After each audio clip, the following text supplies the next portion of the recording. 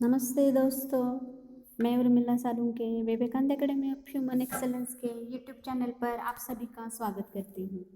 Students, आज हम देखने वाले हैं 7वीं कक्षा से कविता 16वीं, जिसका नाम है भोर और बरखा, और इसकी कवयित्री है मीराबाई। यह है पद किसके हैं? कवयित्री मीराबाई। कविता का नाम है भोर और बरखा। भोर और बरखा अर्थात प्रभात और वर्षा। भोर का अर्थ क्या है? प्रभात, और बरखा यानी वर्षा।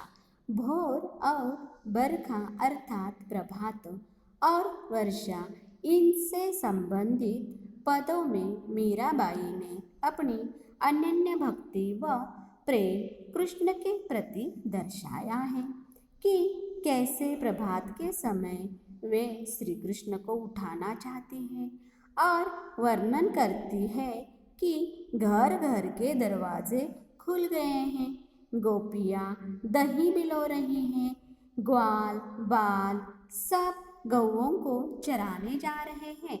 वह दूसरे पद में वर्षा ऋतु का वर्णन है कि बादलों के आते ही मीरा को भनक पड़ती है कि श्री कृष्ण आ रहे हैं। चारों तरफ शीतल और सुहावनी पवन यानी हवा चलती है। ऐसे में मीरा जी कृष्ण के आने की खुशी के मंगल गीत गाना चाहती है। अब हम देखेंगे पंक्तियाँ। अब क्या देखेंगे हम? पंक्तियों का अर्थ। जागो बंसी वारे ललना, जागो बंसी वारे ललना, जागो मोरे प्यारे, रजनी बीती भोर भयो है, घर घर खुले किवारे। रजनी बीती भोर भयो है, घर घर खुले किवारे, गोपी दही मथत सुनियत है कंगना के झनकारे। गोपी दही मथत सुनियत है कंगना के झनकारे। उठो लाल जी भोर भयो है, सुर नर ठाड़े द्वारे। उठो लाल जी भोर भयो है, सुर नर ठाड़े द्वारे। ग्वाल बाल सब करत कुलाहल, जय जय शब्द उच्चारे। ग्वाल बाल सब करत कुलाहल, जय जय शब्द उच्चारे। माखन रोटी हाथ महलीनी, गौवन के रखवारे। मीरा के प्रभु गिरिधर नागर, शरण आया को तारे। यहाँ पर पहले हम देखेंगे शब्दों का अर्थ। ललना यानी लाल या पुत्र, जागो जाग जाओ, मोरे मेरे, रजनी रात, बीती बीत गई, भोर यानी प्रातः, भयो मतलब हो गई, खुले खुल गए हैं, किवारे किवाड़, मथत बिलौना, सुनियत सुनो, कंगना चूड़िया, झनकारे झनकार, सूर देवता, नर मनुष्य, ठाड़े यानी खड़े, द्वारे द्वार, ग्वाल बाल ग्वालों के बच्चे, कुलाहल शोर, शब्द शब्द, उच्चारय बोलते हैं, माखन रोटी माखन और रोटी, मह में, लीनी ली हुई, गौवन गौओं की, रखवारे रक्षा करने वाले, शरण शरण, तारे उद्धार। अभी हम देखेंगे पंक्तियों का अर्थ। मीरा अपने मधुर स्वर में श्री कृष्ण को भोर यानी प्रातः के समय जगा रही है और कहती है कि मेरे बंशी वाले प्यारे कृष्ण जाग जाओ, अर्थात निद्रा त्याग दो, रात बीत गई है, प्रातः का समय हो गया है, सभी घरों के दरवाजे खुल गए हैं, गोपियों के हाथों की कंगनों की झंकार से पता चलता है कि वे दही बिलो रही हैं और तुम्हारे लिए मन भावन मक्खन निकाल रही हैं। प्रिय कृष्ण, देखो तुम्हें जगाने के लिए द्वार पर सभी देव और मानव जन खड़े हैं जो तुम्हारे दर्शन की प्रतीक्षा यानी इंतजार कर रहे हैं। तुम्हारे सखा ग्वाल बाल जोर जोर से तुम्हारी जय जयकार कर रहे हैं।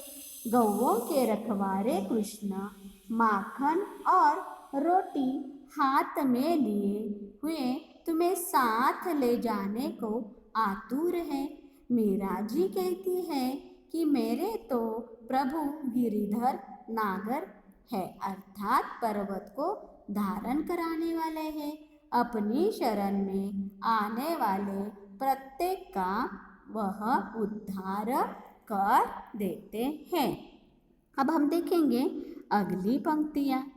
बरसे बदरिया सावन की मन भावन की, सावन में उमग्यो मेरे मनवा, भनक सुनी हरि आवन की। उमड़ घुमड़ चहु दिस से आया, दामिन दम के झरलावन की।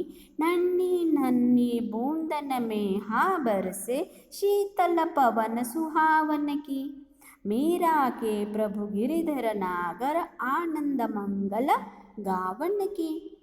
बरसे बरसती है, बदरिया बादल मेघ घटा, मन भावन मन को भाने वाला, अच्छा लगने वाला।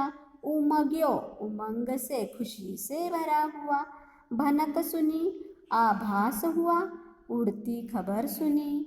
हरि मतलब श्री कृष्ण, आवन आने की, चहुँ दिस चारों दिशाएं चारों ओर, दामिन दम के बिजली चमकती है, झरलावन की वर्षा की झड़ियाँ लाने वाली, नन्ही नन्ही बूंदन छोटी छोटी बूंदों वाली। मेहा बरसे वर्षा होना, शीतल यानी ठंडी, पवन हवा, सुहावन प्रिय लगने वाला, आनंद मंगल गावन की, सुखद और कल्याणकारी भावों की गायन करने योग्य। अब हम देखेंगे पंक्तियों का अर्थ। इस पद में मीरा ने प्रकृति चित्रण करते हुए वर्षा का वर्णन किया है। वे कहती है कि सावन के महीने में मन भावन वर्षा हो रही है। सावन के आते ही मन में उमंग जाग उठती है, उसे श्री कृष्ण की आने की भनक लग जाती है कि वे आने वाले हैं। बादल उमड़ घुमड़ कर चारों दिशाओं में फैल जाते हैं, बिजली चमकने लगती है, वर्षा की झड़ी लग जाती है, वर्षा की नन्ही नन्ही बूंदें बरस रही हैं, पवन भी शीतल और सुहावनी लग रही है। इस प्रकार वर्षा ऋतु का मनोहारी दृश्य प्रस्तुत किया गया है। मीरा के प्रभु तो श्री कृष्ण हैं। वे बादलों के आने के माध्यम से कृष्ण के आने की खुशी में मंगल गीत गाना चाहती है। अब हम देखेंगे एक बार